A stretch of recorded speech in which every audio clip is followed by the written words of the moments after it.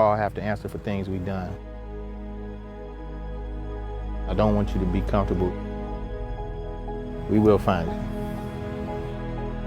Yeah, this time it might not be your family or friend, but next time it very well could be. Detroit 911, what's the address of the emergency? They're shooting at Rouge Park. Okay. They're shooting in front of kids, ma'am. Like, shooting in front of kids, like right in front of the playground. Okay. My baby's crying, like she's scared. Call come in as a shot fired at Rouge Park by the basketball court. I see at least one down right now. She's unconscious. She is shot in her upper body area, like in her neck area. She's unconscious. They're putting pressure on it. So when the shots ring out, children on the playscape, on a swing set, on a bouncy house, a shed full of people. Oh my God. They put her in the car. This is crazy. Describe the scene when you pulled up. Pandemonium. There was people everywhere. Through a hail of bullets, one person unfortunately gets hit. Amazing mother, amazing daughter, amazing sister, amazing cook, and I call her my superwoman. For all those reasons and more. And yep, for all those reasons and more. She was always just joyful. What do you miss most? Her smile, her laughter. I miss that. Try not to break down. Just her presence. I told her 3 times, don't go. I said, Frankie, they shoot at that park, don't go. It's the people that come out and do ignorant stuff. She said, I'm going to go, I'm gonna take the kids to the park and I'm gonna barbecue. And she went up there and I ain't see my baby no more. But I cry more now. It's okay. Because I just miss my baby. And I try not to because you can't do this around the babies.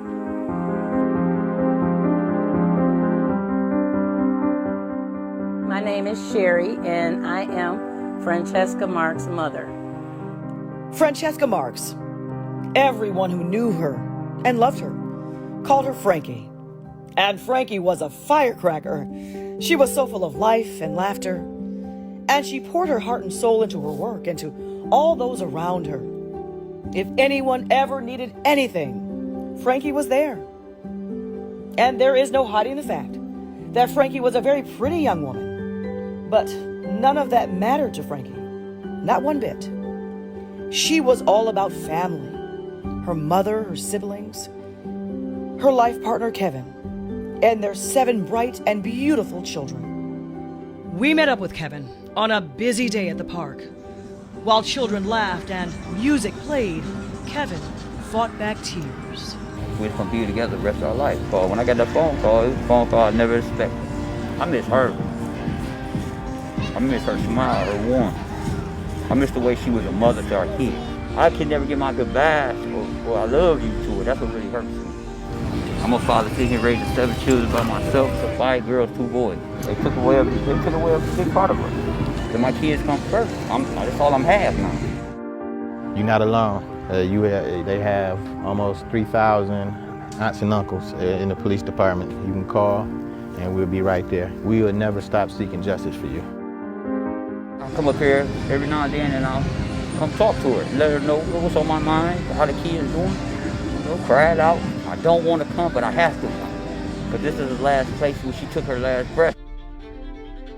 But Frankie would still be here today if what started as an argument, a disagreement, on the basketball court at Rouge Park on August 3rd, 2019, would have ended with just an exchange of words and not a fury of gunfire. Someone needs to be held accountable for that. At the time of this crime, Detroit police investigators described the suspect as a black male in his 20s, around 160 pounds, dark skin, with shoulder-length braids. How he lives with what he did, I don't know.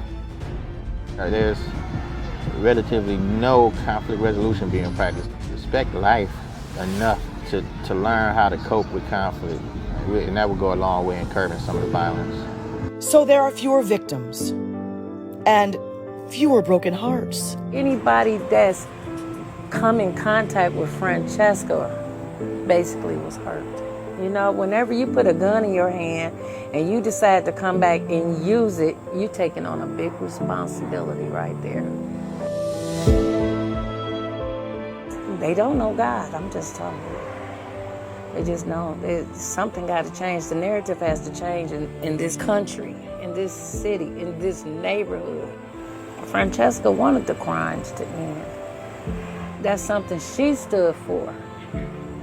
I stand for. And Chief James White stands with them. When we talked one-on-one, I felt and saw the sincerity. He sounded like he cared. I know he cared. I felt it. Titles ain't nothing if you don't care. So you can never forget. We never want to forget. We never want to forget her. And she leaves a beautiful legacy of wonderful children and Kevin to represent who she was as a person. Gone but not forgotten. And not forgetting is a way of celebrating her life. In remembering Francesca, remembering what happened, we speak positivity into the world and we speak resolvement. And we let her spirit ride on our words, and next time the next person, instead of pulling the trigger and firing shots into a random crowd, the person might remember her name and not do it. I want this to be solved. I want my kids to have closure.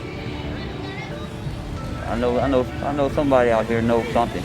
They just not saying nothing. I want them to just get over that. Get over that. I'm asking the God placing on your heart to turn yourself in so you could pay for what you did. I still feel her, so, you know, I know I'll see her again.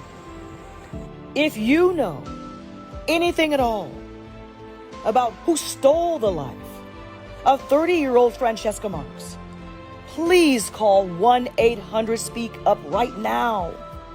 Your silence is complicity, but your voice can bring justice.